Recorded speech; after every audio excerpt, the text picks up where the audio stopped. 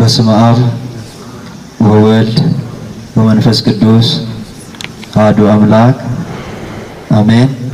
ነጋ ቡልተኒ ሰገሌን ኮ ነጋማ ሰገሌን ኮ jijjiirameera natti fakkaata bara haaraa kana wajjiniin na of galchaa isiniin jecha sagalee keessan kaasaatii maqaa Waaqayyo Abbaa Waaqayyo Ilma Waaqa Hafuura Qulqulluu sadii tokkotti ni amannaa ameen. Umaanaa galuu didaara waan isaa wallaale gurra goote ta'uu sagalee makeessantu ba'aan jiru ta'uu isaan naa galuu dide moo beeloftaniiti sagalee keessan bara haaraa kanatti jijjiirtaniiti mee ol fuudhaa mee akkuma namatti tolutti maqaa Waaqayyo Abbaa Waaqayyo Ilma Waaqa Hafuura Qulqulluu sadii tokko jennee ni amannaa ameen. Maatiiwwan Waaqayyoon kan jaallattan Waaqayyos kan isin jaallatu Kiristoosiin kiristaana jedhamtanii Amaanu'eeliin amantoota kan taatan ijoolleen haadha keenya qulqulleettii dubaroo Maariyaamiidha.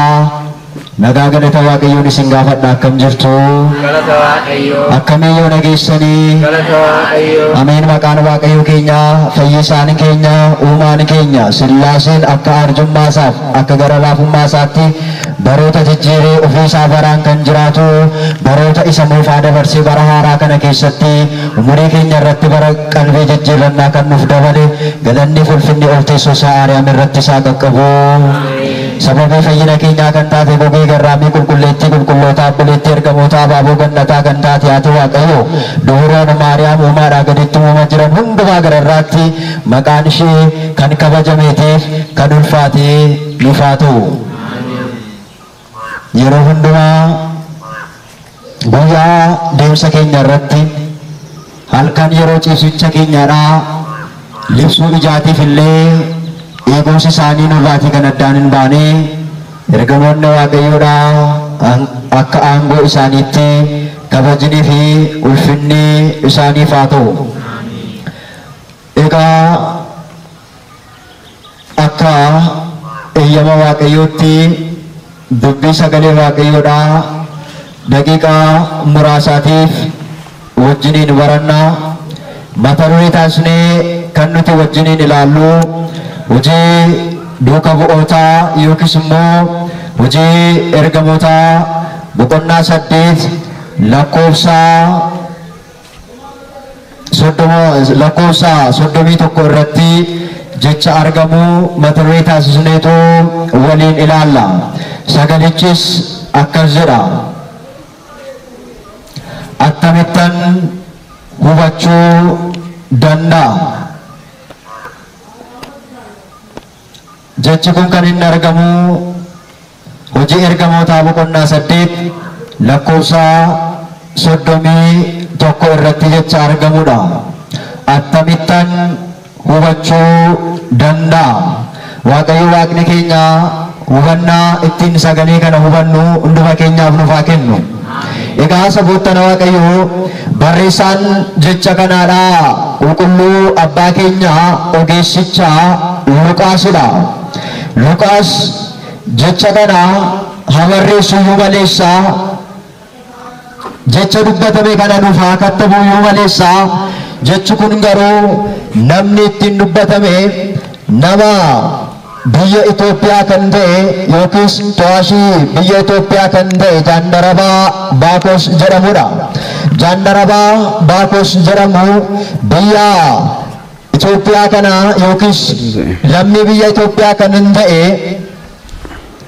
Waaqayyoon waaqessuudhaaf Waaqayyoon galateeffachuudhaatiif biyya Itoophiyaa irraatii ka'uudhaan Yerusaalemiin deemee Waaqayyoon kabajuuf biyya Yerusaalemitti Waaqayyoodhaaf ayyaana biyya Yerusaalem irratti kabajamu irratti argamuudhaatiin Waaqayyoon galateeffatee gara biyya isaa Itoophiyaatti otoo deebi'aatti jiru jecha kana kan inni dubbatu saba Waaqayyoo. Kanaaf egaa ijoon dubbii kanaa ilaalli guddaan saba Waaqayyoo Jaandarabaa Itoophiyaa kan ta'e Baakos gara seensa kutaa kanaatti gallee gaafa ilaallu saba Waaqayyoo hubannaa tokko maleessa yookiis beekumsa tokko maleessa waggaa dheeraadhaaf jiraachaa turuu isaa nutti agarsiisa saba Waaqayyoo. Kitaaba qulqulluu harka isaa irratti baatee osoo jiru haa ta'uyyuu maleessa kitaabni qulqulluun harka isaatti baatee jiru kun hubannaa tokko malee akkasumaan akka waggaa dheeraadhaaf baatee ture hubachiisa saba Waaqayyoo. Kanaaf qulqulluun abbaa qulqullichi Filiphiyos Waaqayyoo ergamaa isaa itti erguudhaan akka inni nama hubannaa hin qabne kana nama akkasumaan deddeebi'aatti jiru kanaaf akka inni hubannaa isaaf kennuudhaaf gara isaatti gaafa inni ergoo gara saba Waaqayyoo. Yeroo kanattidha Baakos dandaramaan biyya keenya Itoophiyaadha jecha kana kan inni dubbate saba Waaqayyoo. Akkamittiin ani hubachuu danda'a kan inni jedheef kanaaf saba Waaqayyoo. Waaqayyoon hunda keenyaaf hubannaa nuuf haa kennu. Namni yoo hubannaa qabaate maleessa akkasumaan saba Waaqayyoo. Yoo hubannaa Waaqayyoo nuuf kenne maleessa deddeebiin keenya akkasumaan ta'a saba Waaqayyoo. Yoo Waaqayyoo hubannaa nuuf kenne maleessa wangeela harkatti baachuun keenya akkasumaanidha. Yoo hubannaa nuuf kenname maleessa naxalaaffachuun keenya akkasumaanidha. Yoo hubannaa qabaanne maleessa mallattoo fannoo Kiristoosiin qaama keenya mallatteessuun akkasumaanidha. Yoo hubannaa qabaanne maleessa maqaa Kiristoosiin waamuun akkasumaanidha. Yoo hubannaa qabaanne maleessa maqaa haadha Waaqayyoo Dubroo Maariyaamiin waamuun akkasumaanidha. Yoo hubannaa qabaanne maleessa sabala dulleettiin fayyuun akkasumaanidha. Yoo hubannaa qabaanne maleessa dhimnatii mana amantaa keenya keessa jiru dibannee ittiin fayyuun akkasumaanidha saba Waaqayyoo. Kanaaf iyyuu Waaqayyo maal nuuf haa laatu? Maal nuuf haa kennu? Waaqayyo hubannaa nuuf haa kennu. Akkamittanii hubachuu danda'a jedhe Baakos saba Waaqayyoo. Kanaaf egaa Baakos jandaramaan biyya Itoophiyaadha. Gabaabsuudhaan seenaa kana gaafa ilaallu saba Waaqayyoo akkuma duraan kaasne nama mootii biyya Itoophiyaa kan ta'eedhaatiif yookiis hojjetaa mana mootummaa keessaatii nama hojjetaa turedha Baakos. Nama guddaadha. Taayitaa yookiis immoo aangoo guddaa nama qabudha. Akkuma guyyaa ayyaana gurguddaadha. Magaalota gurguddoo deemuudhaan yookiis gadaamii yookiis kawaala garaa garaa deemuudhaan akkuma ayyaana kabaju jechaadha. Kabaja abbaa keenya qulqullicha Abuune ገብረ መንፈስ ቅዱሲidhaaf akkasuma qulqullicha abbaa keenya Teklaa Hayimaanotii qulqulleettii haadha keenya Arseemaa ayyaana gurguddaa ta'an kabajuudhaaf akkuma bakka kawaalli isaaniitti argamu akkuma deemnee kabajnu jechaadha. Baakosis akkuma kana magaalaa Yerusaalemiin deemee ayyaana kabajeetu akka yeroo ammaa kana konkolaataan hin jiru saba Waaqayyoo. Gaarii yookiis immoo gaarii fardi harkistuunidha kan deemamu yeroo sanatti. Baakos egaa gaarii sana keessa taa'etu deema ture saba Waaqayyoo. Yeroo kana Waaqayyoo qulqullicha Filiphiyosiidhaan gara isaatti erguudhaan akka isa hubachiisuuf gara isaatti erge saba Waaqayyoo. Waaqayyoo warra lapheen isaanii banaa ta'e warra daandii Waaqayyoo warra barbaadan daandii qajeelaa warra barbaadanitti Waaqayyoo ergamoota isaa erguudhaan kallattii garaa garaatiin isaan barsiifata isaaniin hubachiisa saba Waaqayyoo. Kanaaf Filiphiyos ariitiidhaan hafuurri qulqulluun gaafa isa kakaasee jiru deemii gara konkolaataa kanaatti deemiiti. Nama hubannaa barbaadutu jira, nama barumsa barbaadutu jira waan ta'eef dhaqiitii hubachiisi gaafattiin jedhu hafuurri qulqulluun Filiphiyos ariitiidhaan keetu gara kottee duudhaan kan harkisu gara gaarii sana yookiis konkolaataa sanaatti deemee jedha saba Waaqayyoo Filiphos. Yeroo sana hafuura qulqulluudhaan wanta hoogganamaatti jiruudhaaf kallattiidhumaan Filiphos deemee nama biyya Itoophiyaa kan ta'e jaandaramaa Baakos jedhamu bira dhaqee taa'ee jedha saba Waaqayyoo. Kanaaf hojii ergamootaa boqonnaa 8 lakkoofsa 30 gubbaa irratti dhaqeetu Filiphiyos Baakosiin bukkee gaafa dhaqee taa'u Baakos kutaa kitaaba qulqulluu keessaatii macaafa raajicha Isaayyaasiin banee dubbisaa ture jedha saba Waaqayyoo. Maal godhaatti ture? maal godhaa turettan? Raajii Isaayyaas kutaa kitaaba raajii Isaayyaasiin banee dubbifataatti ture saba Waaqayyoo. Dubbisuuf hubachuun gargaridha. Waliin argu saba Waaqayyoo. Dubbisuu namoota baay'ee dubbise. Baay'een isaanii dubbisaa turani. Baay'een isaanii garuu qalbeeffanne saba Waaqayyoo. Kitaaba qulqulluu dubbisuutu ta'emmaa baay'een isaanii mana qulqulleettii kiristaanaa gara gadhiisanii deeman ture. Utuu dubbisuun hubannaa namaaf kenna ta'eefimmaa baay'een isaanii ortodoksii tawaahidoo gananiin ba'an turani. Utuu dubbisuun hubannaaf ogummaa namaaf kennatu ta'emmaa sila baay'een isaanii kiristoosiin gananiin ba'an turani. Baay'een isaanii dubroo maariyaamiin dhiisanii deeman turani. Baay'een isaanii ergamoota waaqayyootti faallaa hin galan turan. Baay'een isaanii qulqulluu abbaa keenya abboodhaa dhiisanii ba'an turani. Dirree kana gadhiisanii ba'an turani. Dirree haara galuu fi iddoo boqonnaa kana gadhiisanii deeman turan saba Waaqayyoo. Dubbisuun hubachuu miti waan ta'eedhaaf, dubbisuun beekuu miti waan ta'eedhaaf saba Waaqayyoo baay'een kitaaba qulqulluu kutaa baay'ee isaa dubbisanii waan xumuran itti fakkaatanii dhiisanii kan ba'an baay'ee isaanii jiru saba Waaqayyoo. Akkuma jaandarabaa biyya keenya Itoophiyaa Baakusidhaa hubannaa malee kan dubbisan hedduu isaanii turani. Kanaaf saba Waaqayyoo yeroo kana Filiphos jaandarabaa kanaan akkasittiin jedhe. Kutaa raajicha Isaayyaasii yeroo inni gaggaragalchee dubbisu waraqata isaasiif achi yeroo inni deebisu kana ilaaleetu isa dubbisaatti jirtu kana ni hubattaa ittiin jedhe. Isa maal godhaa jirtu kana? Isa dubbisaatti jirtu kana ni hubattaa siif galee jiraayii ittiin jedhee gaafate. Yeroo kanattidha hojii ergamootaa boqonnaa 8:31 gubbaa irratti namni na hubachiisu yoo jiraate malee, namni naaf hubachiisu, namni naaf ibsu yoo jiraate maleessa attamitti hubachuu danda'a ittiin jedhe saba Waaqayyoo. Hafuurri qulqulluun yoo nu hubachiise malee kutaa kitaaba qulqulluu akkamitti hubachuu dandeenya saba Waaqayyoo? Dubbisneedhaaf qofa utuu nuu galeemmaa beektota baay'ee isaaniitu jiru turani kaa. Utuu dubbisuun qofti namaaf ibsatu deemmaa saba Waaqayyoo baay'een waa'ee dubroo maariyaamiidha kutaa kitaaba qulqulluu keessaa ni beeku turani, ni hubatu turani. Utuu dubbisuun namaaf galchateetiin saba Waaqayyoo silaa baay'een isaanii mana amantaa kana dhiisanii hin ba'an turani. Silaa daandii abbootaarraa hin kaatan turani. Silaa fooniif dhiiga Kiristoos isa dhugaa dhiisanii hin deeman turani saba Waaqayyoo. Dubbisuun hubannaa waan namaaf hin kennineef yoo kan nama hubachiisu jiraate maleessa hubannaan saba Waaqayyoo beekumsa namaatiin waan hin danda'amneedhaaf. Kanaaf namni na hubachiisu yoo jiraate maleessa maal akkamittiin na hubachuu danda'anii ittiin jedhe saba Waaqayyoo.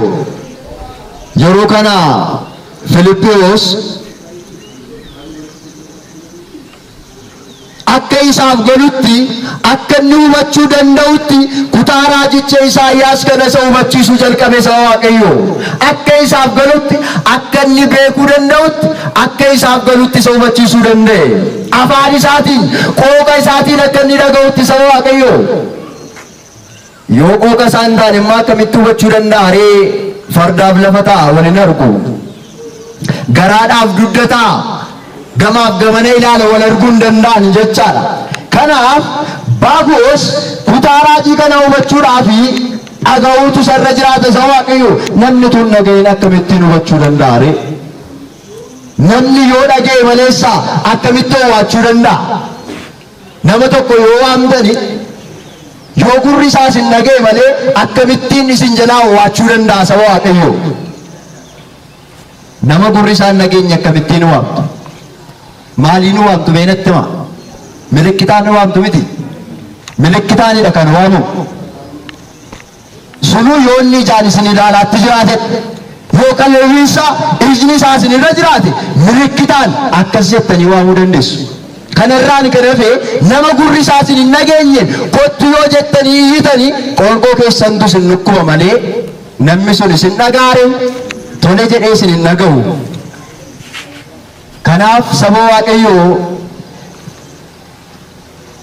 Filiphos gaa isa isaaf hin galle, isa hin beekne, isa callee dubbisu sana hubachiisuu jalqabe akka inni danda'utti, akka inni gurri isaa dhaga'utti, qooqa isaatiin, afaan isaatiin isa dhageessisuu jalqabe isa Waaqayyo. Filiphos kan inni jiraatu mandara maalii keessadha? Yerusaalemiin keessadha. Mandara eessaa jettan? Dadhabdanii mandara eessaa jiraatattan? Nama Yerusaalemiin keessa jiraatudha saba Waaqayyo. Baakos immoo nama biyya Itoophiyaati. Hubadhaa. Nama biyya Itoophiyaa kan hin ta'e kana afaan biyya kanaa kan hin beeku. Filiphos afaan maaliitiin isa hubachiisuu danda'a?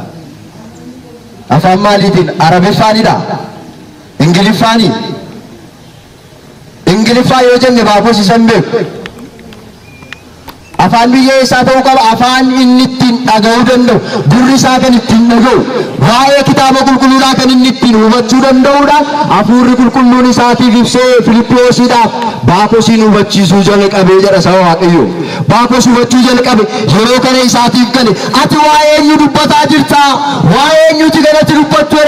Baakos deebisee waa'ee Kiristoosiin gaafa inni isatti dubbatu, waa'ee Kiristoos samiirraatii gadi buusaa dhufee akka hoolaa qalamuudha. Hoolaa gaafa yeroo qalame akka hin dubbanne sana akka callisuudha. Kiristoos Yesuus gaafa samiirraatii bu'ee qulqulleettii dubaroo Maariyaam irraatii foon isheerraa foon dhiiga isheerraa dhiiga fudhachuudhaan du'a keenya du'a isaatiin gaafa injifatu sana gara gaara Qaraaniyooti gaafa deemu sana akka hoolaa qalamuudhaaf deemaatti jiruudha. Callisee warra isa qalan sana wajjiniin akka deemaa ture sana Filiphos isatti hima ture, isa barsiisa ture. Ati waa'ee eenyu dubbataa jirta ittiin jedha. Baakos maaliif deebi'ee gaafata jennaan dhagaa jira kaa. Isaa galaa jira waan ta'eedhaaf, wanta isaaf hin galle, wanta gaaffii isatti ta'e Filiphosiin gaafachuu jalqabe. Waa'ee eenyu natti dubbattaa? Waa'ee eenyu na barsiisaa jirtaa? Waa'ee Kiristoosiin isa barsiisuusaa. Kiristoos wajjin tokko ta'uudhaaf immoo cuuramuu akka inni qabu, bishaaniif hafuura qulqulluurraa lammata deebi'ee akka inni dhalatu Baakositti himuu jalqabe Filiphos. Yeroo kana saba Waaqayyoo Baakos jaandaramaan biyya keenya Itoophiyaadha Filiphosiidhaan akkasittiin jedhe. Utuma deemaa jiranii bishaan bukkee gaafa ga'ani, egaa yaa Filiphos bishaan yoo ta'e kunootti, anis kunootti akkan hin cuubamneedhaaf wanti na dhorku maaltu jira ittiin jedhe saba Waaqayyo. Namni gaafa baratu, namni gaafa dhaga'u waa'ee amantii isaatii gaafata. Namni gaafa baratee jedhuudha waa'ee eenyummaa isaa kan inni gaafatu. Namni gaafa baratee jedhu waa'ee mana amantaa isaatiif falmuu danda'a. Namni gaafa baratee jedhu haadha Waaqayyo qulqulleettii dubroo Maariyaamiin dhiisee hin deemu. Yoo maal godhe jettan? Yoo maal godhe? Hin baranne taanaan maaliif hin deemu ree? Hin nageenye taanaan maaliif hin galu ree? Saba Waaqayyoo yeroo baay'ee asii achi quba keenya iddoo fagootti qabna. Baay'een isaanii kan isaan gananii bahan, baay'een isaanii daandii qajeeltuu taate kanarraa kan isaan dhiisanii sokkan saba Waaqayyo. Obboloota keenya baay'ee kan nuti of keessaa hidhamne barnoota sababii dhabaniif baay'een isaanii baanii nu keessaa. Nama isaan hubachiisu, nama isaaniif ibsu dhabanii baay'een isaanii dhiisanii ba'anii. Har'a gaafa manni amantaa keenyaa ibsuu jalqabdu, har'a gaafa manni amantaa keenyaa tokko lama jettee waa'ee Maariyaamii, waa'ee qulqullootaa, waa'ee Kiristoosii, waa'ee fooniif dhiiga Kiristoos gaafa isheen barsiistu immoo quba isaanii kan nyaatan baay'ee isaanii jiru.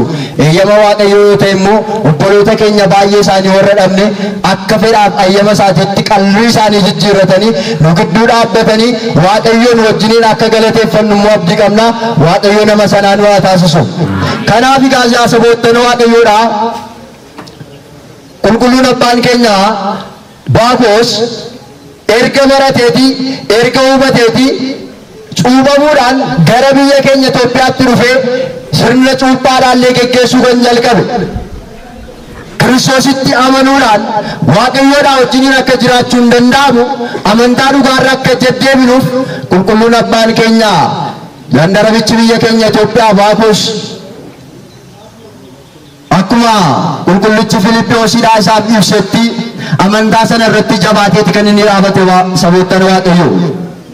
Kanaaf hojii duuka bu'ootaa boqonnaa 2 gubbaarras gaafa ilaallu saba Waaqayyoo gooftaan keenya Yesuus Kiristoos erga samiitti ol ba'een booddee guyyaa gaafa 50ffaadha, ayyaana guyyaa 50ffaa gaafa jedhamu bartootaatiif afaan garaagaraa yookiis qooqa garaagaraatiin addunyaa kanarra deemanii akka isaan barsiisaniidhaaf kennaan isaaniif kenname.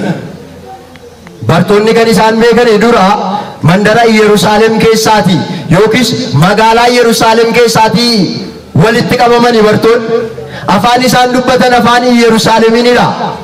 Hubadhaa, afaan isaan beekan afaan tokko qofaadha.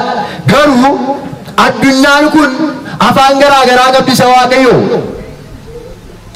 Addunyaa kana dhiisaa biyyuma keenya biyya Itoophiyaa keessa afaan garaagaraatu jira. Afaanni Kambaataan jira, Walaayittaan jira, afaanni Amaaraa jira, afaanni Oromoo jira, afaanni Tigiree jira, qooqa garaagaraatu jira saba Waaqayyoo. Kanaaf egaa Waaqayyoo Waaqni keenya bartootni isaa afaan garaagaraatiin addunyaa kanarra deemanii akka isaan barsiisaniidhaaf afaan 72 guyyaa tokkichatti isaaniif kan kenname saba Waaqayyoo. Tarii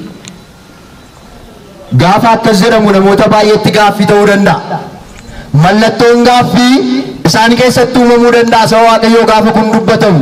Kutaa kitaaba qulqulluu Wangeelaa hojii duuka bu'ootaa boqonnaa 2 gubbaarrattidha kan inni argamu. Eenyu jalaatii kan dhokate miti jecha. Eenyuyyuu dubbisee hubannaa Waaqayyo isaaf kenneetiin bira ga'uu danda'a jecha. Namoonni baay'een akkas jedhani. Gaafa qulqulluun Phexros faa Yohaannis faanii gaafa isaan afaan garaagaraatiin dubbatanii namoota iddoo sanatti walitti qabamu hunduma isaaniiyyuu afaan garaagaraa warra dhaga'an sana gaafa barsiisanii dhageessisan sana akkasittiin jechuu jalqaban. Machaaniiti daadhii humni isaa jabaataa ta'e dhuganii sababii kanaafidha kan isaan afaan nuti ittiin nageenyuun kan isaan dubbatanii jechuu jalqaban isa Waaqayyoo. Yeroo kana Phexros lallabuu jalqabe. Gaafa lallabu gara bartootaatti ba'eetu akkas jedhe, Phexros ilaa mee dhaggeeffadhaa, na hubadhaayi, wantan isiniin jedhu dhaga'aayi.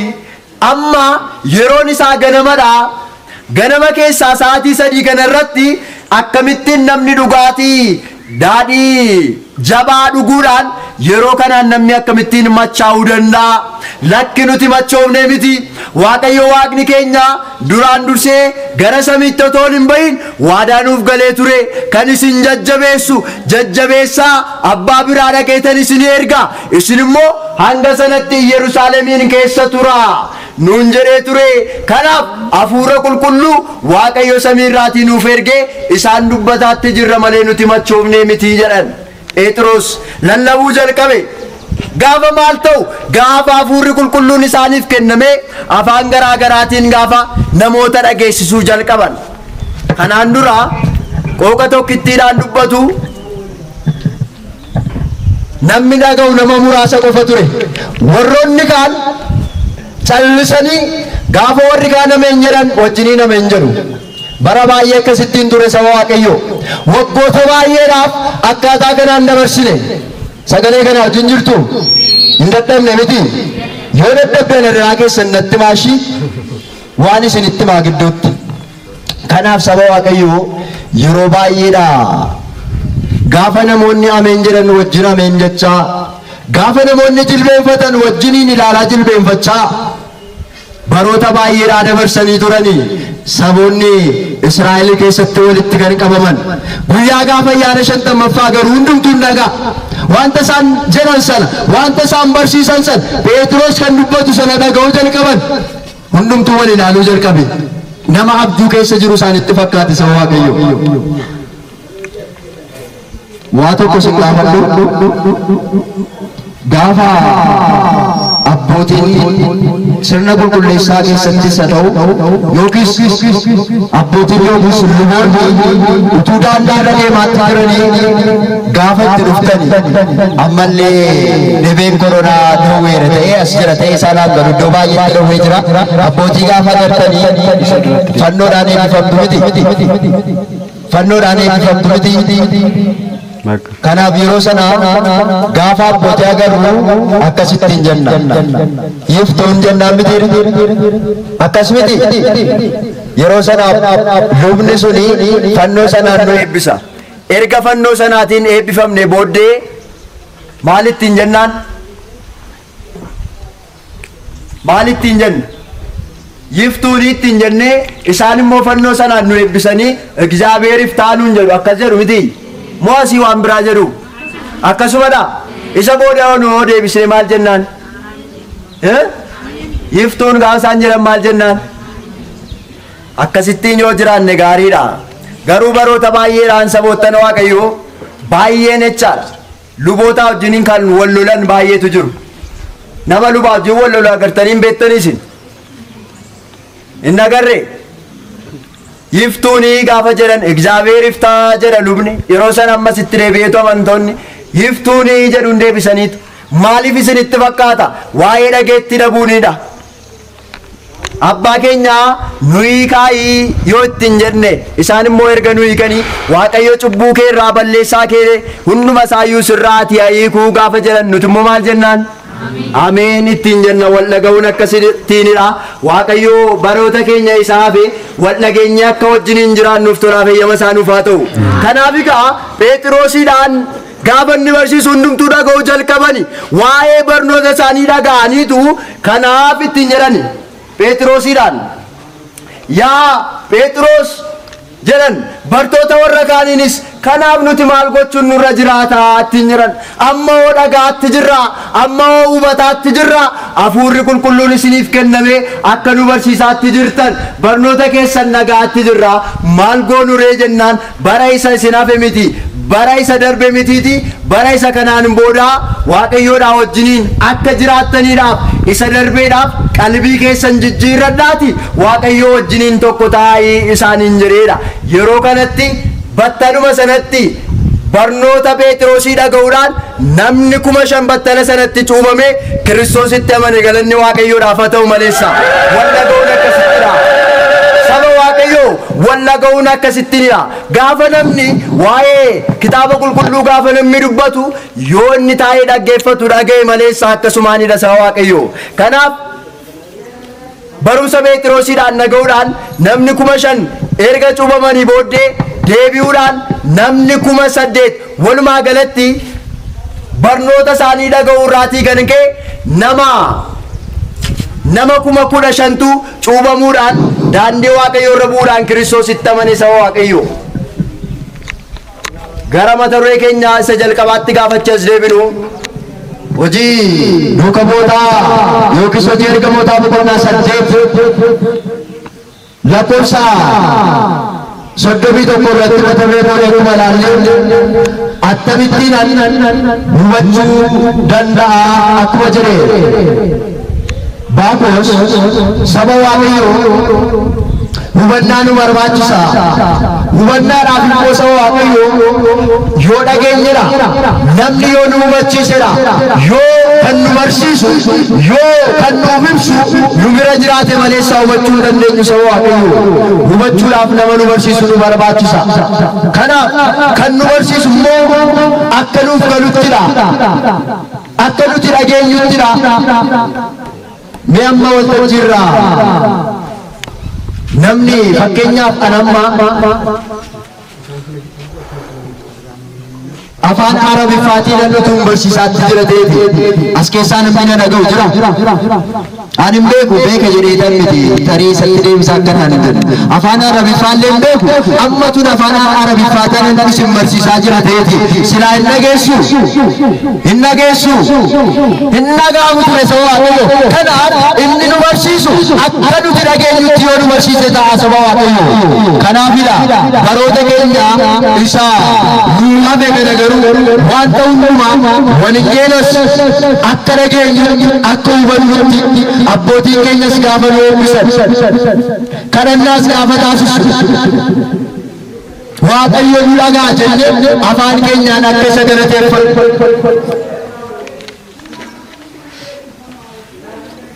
Iddoo baay'eetti afaan kanaatiin yoo kadhatame waaqayyoon biraan ga'u duumessa gidduutti hafatan jira. Waaqayyo kadhannaa keenya hin dhagaa. Anaaf isin miti simbirroo samiirra balaleen illee afaan isaanii ni dhagaa. Waaqayyo galanni bulfinni teessoo isaanii irratti isaa qaqqabu maleessa. Kanaaf nutis waaqayyoodhaan galanni siif haa ta'u nagaadhaan na bulchitee ammas immoo nagaadhaan na oolchi jennee waaqayyoon yoo kadhanne saba waaqayyo waaqa keenya afaan keenya ni dhagaa. Kanaan duras nu dhaga'eetu nu jiraachisaatti jira. Har'as nu dhagaa, boris immoo nu dhagaa. Ammas barootas keenya isaaf eegan ammoo eenyutu na hubachiisa jedhu waaqayyo isa nu hubachiisu akka nuti isa hubannutti akka nuti isa dhageenyutti waaqayyo akka nu barsiisuudhaaf akka nu barsiisuudhaaf tolaatiif eeyyama waaqayyo keenyaaf haa ta'u waaqa nu barsiiseef waaqa nu gorseef maqaan waaqa keenyaa kan galateeffameef kan ulfaate dhufa ta'e araarsummaan haadha waaqayyo qulqulleettii dubaroo maariyaamii eegumsa ergamoota waaqayyo eebbaa fayyaanee raajota isaa luka bu'oota isaa suuqlii garee gantoota isaatii hunduma keenya irra yoo oolee kan bulee dhufaa ta'u ወስብሐት ለእግዚአብሔር።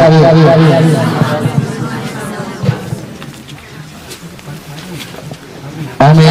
Obboleessi keenya barsiisaa Daaqoon Qixxeessaan jecha sagalee waaqayyoo hojii tokko gootaa boqonnaa 8 lakkoofsa 31 irratti akkamittan hubachuu danda'a jecha jedhu dachiisiisaa sabantaa sana gabaabsee akka nuuf galutti obboleessi keenya nu barsiiseeraati. Isa kana immoo dhageenyee kan ittiin bannu osoo hin taane dhageenyee ittiin hubanne dhiigaan foonsaa fudhannee aaltu mootummaa waaqayyo akka taanu fedhaaf jaalala isaaniif haa ta'u. Obboleessa keenya sagalee keenyaa isaa dhageessuu mootummaa waaqayyo isaa dhaalchisu. Sagalee jireenyaa isaa dhageessuu mootummaa waaqayyo isaa dhaalchisu. Bara tajaajila isaa mana amantaa keessatti fuula dheeressu. Egaa obboloonni akkasitti gaafa sagalee waaqayyoo hiikanii akka abbootii keenya irraa baratanitti gaafa nu barsiisan diinni keenya seetan akka maaree gubata seetan saboota waaqayyoo. Nuti ijoollee kiristaanaa immoo gammachuu keenya ibsuuf nu iftaadhaan waaqayyo naaf tokko galateeffanna. Amin. Egaa wantoota baay'ee barsiisaan keenya nu barsiisaniiru. Jaan darbichi Baakos maal akka hojjete nutti himee jira. Kanaaf nutoo maal hojjechuu qabna? Maal dhaga'uu qabna? Dhageenye ameen jechuun nurra jiraata saboota waaqayyoo. Akka dhageenyuuf immoo wantoota nurraa eeggamu godhuu qabna. Inni daaqonii akka daaqoniitti ga'eessa. Inni barataa dilbataas akkuma barataa dilbataatti ga'eessa. Inni luubootaas akkasuma saboota waaqayyoo. Haadholiinis abbootiinis waan nurraa eeggamu ijoollee keenya gara mana amantaatti deebisanii sagalee waaqayyoo afaan isaaniitiin akka dhagaan akka baratan gochuun nurraatii eeggama. Kanaaf hojii ergamootaa boqonnaa lamarratti duuka buutotaaf afurri qulqulluun guyyaatti afaan 72 isaan dubbise.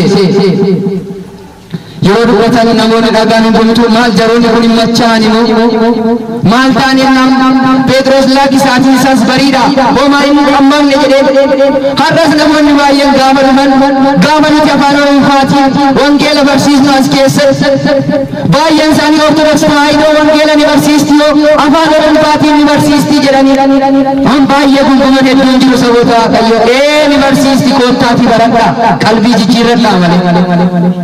Kanaaf manni amantaa keenya waan dhabde hin qabdu kan nu barsiise kan nu ture maqaan waaqa keenyaa kan galatamu haa ta'u.